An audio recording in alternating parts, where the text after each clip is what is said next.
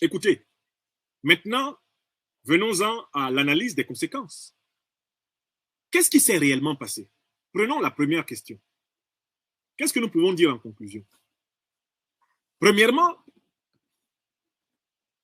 la position du Mali est nuancée. Le Mali ne s'est pas opposé au renouvellement de la MINUSMA.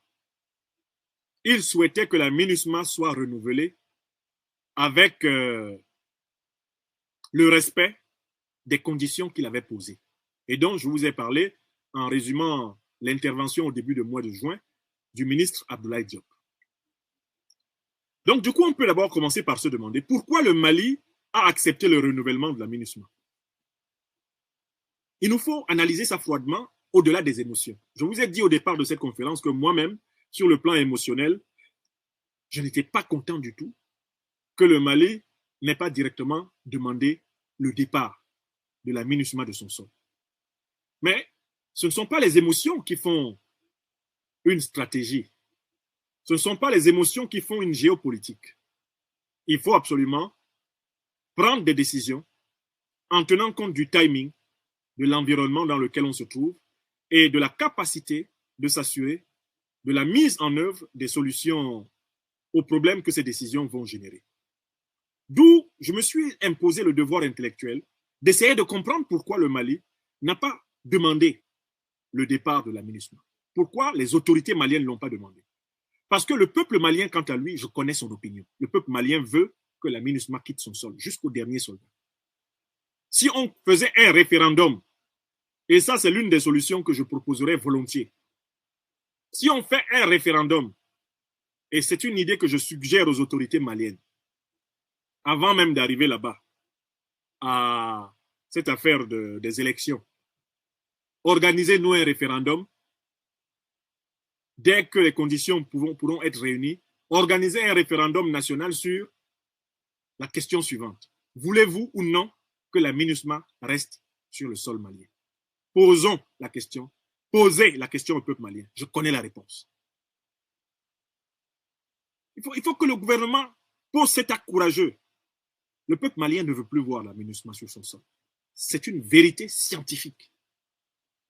Si vous organisez un sondage, le peuple malien va demander à la MINUSMA de partir dès maintenant. Bon, mais le gouvernement a des informations que nous n'avons pas.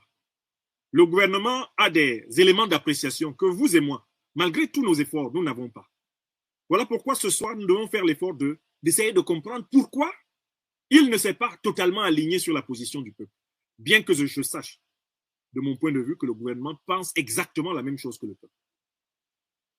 Au fond de son cœur, le président Assimi Goïta veut le départ de la MINUSMA de son pays le plus tôt possible. Le docteur Shogel Kokala Maïga ne rêve que du départ de toutes ces forces qui occupent le Mali. Mais ils ont la responsabilité de mener tout cela dans la cohérence. Donc, j'ai essayé de réfléchir en me mettant un peu intellectuellement à leur place, en disant pourquoi ils auraient eu tort de demander le départ immédiat de la MINUSMA. Premièrement, parce que une telle décision aggraverait l'isolement diplomatique du pays. Une telle décision aggraverait l'isolement diplomatique du pays. Comme la MINUSMA représente la principale organisation politique internationale, lui demander de partir, c'est quelque part comme rompre avec l'ONU. Ça, c'est le premier risque, manifestement, que les autorités maliennes n'ont pas voulu prendre. Parce que les circonstances, pour elles, ne s'y prêtent pas. La deuxième raison, c'est que les autorités maliennes me semblent appliquer un principe qu'on trouve dans la philosophie de Descartes. Quand vous avez une difficulté qui est grande, il faut la diviser en petites difficultés et résoudre les unes après les autres. Le principe d'énumération. Ce principe correspond à un proverbe africain qui dit qu'une montagne que vous voyez là, elle est faite de plusieurs cailloux. On peut déplacer imperceptiblement une montagne en déplaçant chaque jour un caillou. En cassant un petit bout de la montagne, on peut la déplacer. Il me semble que cette stratégie est aussi celle du gouvernement malien. Le gouvernement malien se réserve le droit de se séparer progressivement des forces bilatérales hostiles. Pour ma part, j'ai observé cette méthode très intéressante avec le cas des soldats danois. Quand les Danois ont voulu revenir au Mali, le gouvernement malien a sauté sur l'occasion pour leur dire « Restez chez vous. On ne peut plus vous voir ici. » Ça, c'était ce qu'on appelle un véritable coup de maître, coup de poker. Donc, en fait, le Mali, à tout moment, peut dire « Tel pays, nous ne voulons plus voir vos éléments sur notre sol. » Au lieu de dire toute l'ONU, on peut les prendre un à un. Vous, allez chez vous. Quand le Mali a dit au départ aux Danois, au contingent danois qui traînait sur son sol de partir, les gens n'ont pas cru le Mali, mais le contingent danois est parti. Parce que lui seul ne pouvait pas régimber. Parce que s'il y a une manifestation populaire du peuple malien contre un contingent, je ne crois pas qu'il reste. Donc, il n'est pas exclu que les contingents hostiles, des pays hostiles au Mali, soient convoqués un à un. Ce n'est pas le courage qui manque à la tête du Mali aujourd'hui. Je vois le président Assimi Goïta, le docteur Choguel Kokala Maïga, on convoque le chef de tel contingent, on dit, vous, on vous donne 1 mois. Allez chez vous. C'est ce qui risque d'arriver. Troisième chose. En réalité, à partir du moment où le gouvernement malien, les autorités maliennes disent qu'il n'y a pas un seul mouvement de la MINUSMA qui puisse se faire sur le sol malien sans l'autorisation des FAMA, sans l'autorisation du gouvernement, sans l'autorisation du président de la République. À partir du moment où les mouvements de la MINUSMA sur le sol malien sont assujettis à l'autorisation de l'État malien, c'est terminé. La MINUSMA est sommée de se soumettre ou de partir. Je recommence. Écrivez ça. Le gouvernement malien n'est pas allé dans les grandes discussions, les grandes déclarations. Il a fait une toute petite déclaration. Pour les impératifs de respect de la souveraineté du Mali, là je cite l'ambassadeur Issa Konfourou, de coordination et de sécurité, les mouvements de la MINUSMA ne peuvent se faire qu'avec l'accord des autorités compétentes maliennes. C'est-à-dire que la MINUSMA, là, déjà pendant 10 ans, elle n'a rien foutu, on leur dit de rester tranquille. Ils ne bougent que si on le leur permet. Tant qu'on n'a pas permis, il reste sage. Celui qui bouge, il va chez lui. Je recommence. C'est le message. Et c'est ça la neutralisation. Vous comprenez mieux maintenant le concept de neutralisation. Leur mouvement étant assujetti à l'autorisation, il s'ensuit que la MINUSMA est chargée d'être une force subalterne. La force souveraine sur le sol malien, ce sont les FAMA. La force subalterne sur le sol malien, c'est la MINUSMA. La MINUSMA ne bouge pas au Mali comme on bougerait dans la cour du roi Péto. Le Mali cesse d'être une pétaudière où on entre et sort à volonté. Non. Avant de bouger, tu demandes la permission. Si je dis oui, tu bouges. Et tu bouges dans la direction que je t'ai autorisée. Si je dis non, tu ne bouges pas. C'est la neutralisation de la MINUSMA. Qui plus est, je vous fais remarquer que le Mali a obtenu que ne soit pas incluse dans la résolution la clause que la puissance française voulait introduire, à savoir l'assistance aérienne de Barkhane à la MINUSMA. Il s'ensuit que dans cette résolution, le Mali s'assure que c'est lui qui est le propriétaire de l'espace aérien militaire du Mali. C'est l'armée malienne qui contrôle le ciel malien. Il est hors de question que la MINUSMA se comporte dans le ciel malien comme un no man's land. Interdiction d'atterrir sans autorisation, interdiction de décoller sans autorisation. Ça, c'est pour les forces de l'air.